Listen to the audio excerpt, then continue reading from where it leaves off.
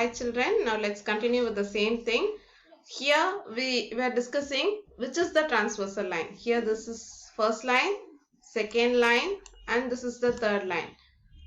Which is the transversal? Is first line or second line or third line? Yes, it is third line. Third line alone meets two lines at two distinct points. Okay, so here this is the transversal which is nearly vertical. And here it is little bit horizontal. So this transversal line need not be vertical always, need not be horizontal always. It all depends upon the other lines, how it. See here we can have lines like this also, as I have drawn here, no? Like this also. Or you can have lines like this, many lines. See, 4 lines I have, and I have drawn one line crossing all these 4 lines. Again, this is the fifth line that I drawn here is the transversal line. Now here, suppose two lines are given. How many transversals can you draw for these lines? How many transversals can you draw for these lines? Yes, we can draw as many number of lines. Here, this is also another transversal. This is also another transversal. So, we can draw many transversal lines. And it is not compulsory that only one line is called as transversal. Next question, if a line is a transversal to 3 lines. If one line is a transversal to 3 lines. One line is transversal to 3 lines.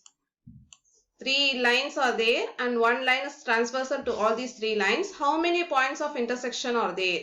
How many point of intersections are there? Yes, there are 3 points of intersection. So, if I have 2 lines and one transversal line, how many angles do I have here?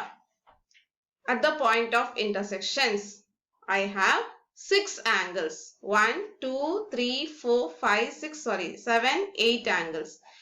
If I have one more transversal along the same 2 lines, how many next angles I will have? I will have one more set of 8 angles. So totally 16 angles will be there.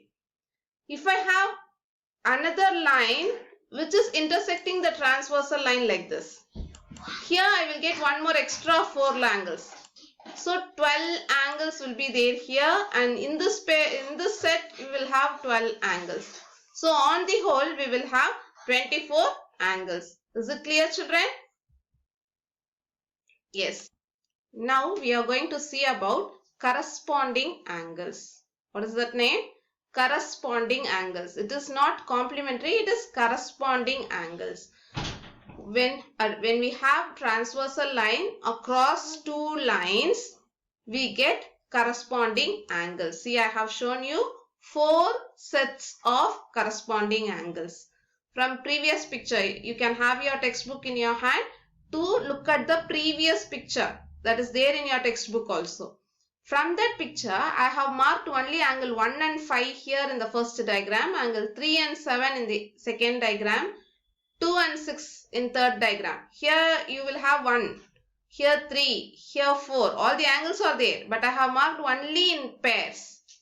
Can you say the common things in all these 4 pairs? One common thing. Yes, all these pairs are lying on one side of the transversal itself. See here, this and this are lying on the left side of the transversal. This 3 and 7 is also lying on the left side of the transversal.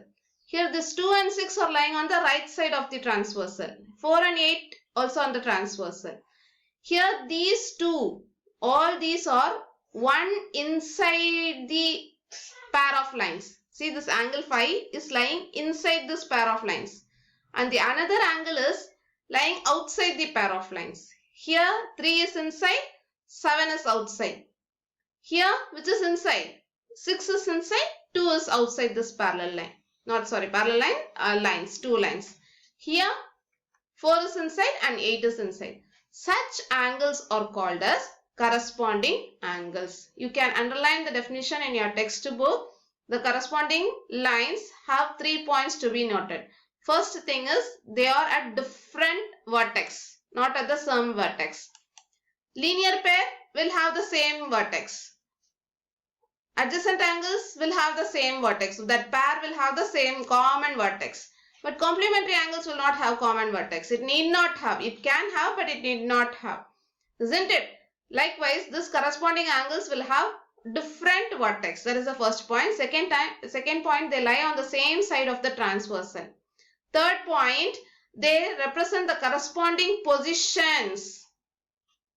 That's why this is all called as corresponding angles. Is it clear, my dear children? Okay. Next thing is alternate angles. What is it? Alternate angles. Now, I have two pairs listed here. Can you say the common things here? As we said in corresponding angles, here they are at different vertex. Very good. First point.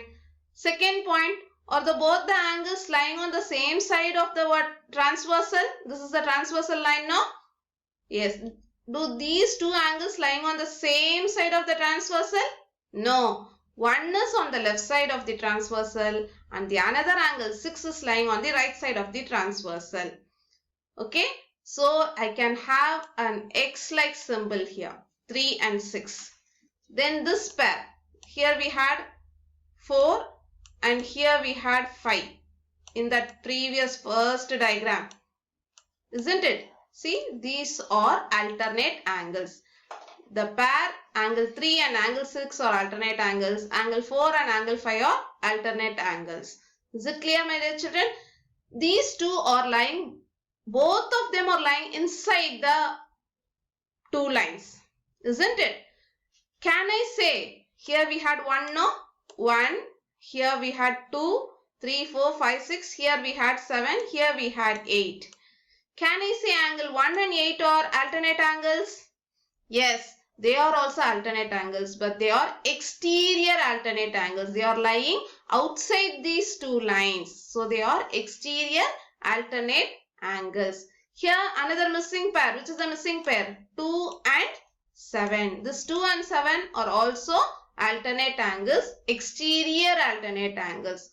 Hope it is clear, my dear children. You will get more practice if we do problems. And we have one more session here to identify which are alternate angles and which are exterior angles. You have to complete this in your textbook itself. No need to draw in your note. See here, both of them are lying on the same side and on corresponding position. So it is a corresponding angles. I write C. Here, both are lying in different and both of them are interior. So, alternate angles.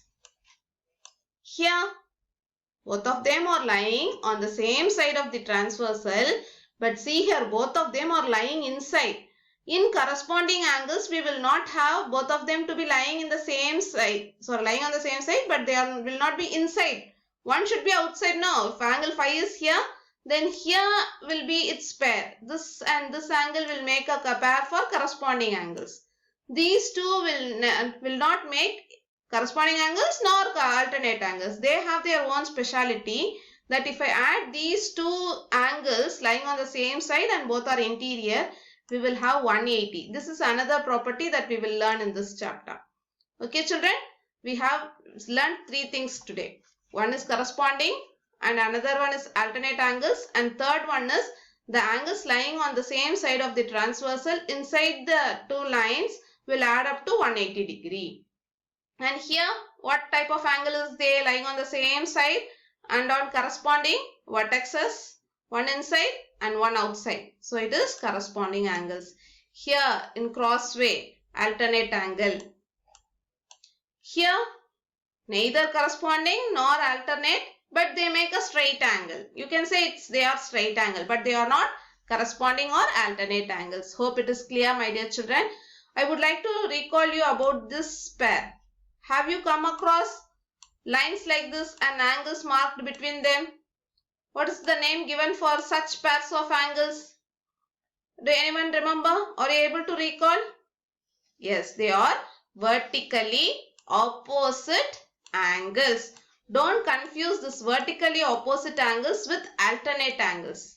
Okay, alternate angles is across the transversal line. See, I will draw this X across this transversal line. But here we have x across this point. So these are vertically opposite angles, and here when we have transversal alone, we will have this alternate angles. Can I locate vertically opposite angles in these pictures? Yes. At every point of intersection, we have vertically opposite angles. See, angle 1 and angle 4. Here this we have 2, here we have 3. If we have that same picture that we started with this session now, this angle 1 and 4 are vertically opposite angle. Angle 2 and 3 are vertically opposite angles. So we will talk about vertically opposite angles, alternate angles and corresponding angles. Is it clear, children? And here is an activity for you that you have to submit it in your Google Classroom. Okay, children? You have to take a ruled paper, draw this line, make a trace of it, and you will move that trace to this position, 2 position, and see whether angle 1 is equal to angle 2. Similarly, you will check whether all the other angles are equal. All the 8 angles are equal. Okay, children? And that's the thing, you have to post it in Google Classroom. Here you have special thing. See here, each and every corresponding angles we have F. So the letter F stands for corresponding angles. This you should take down in your classwork note. This slide you have to take down in classwork note.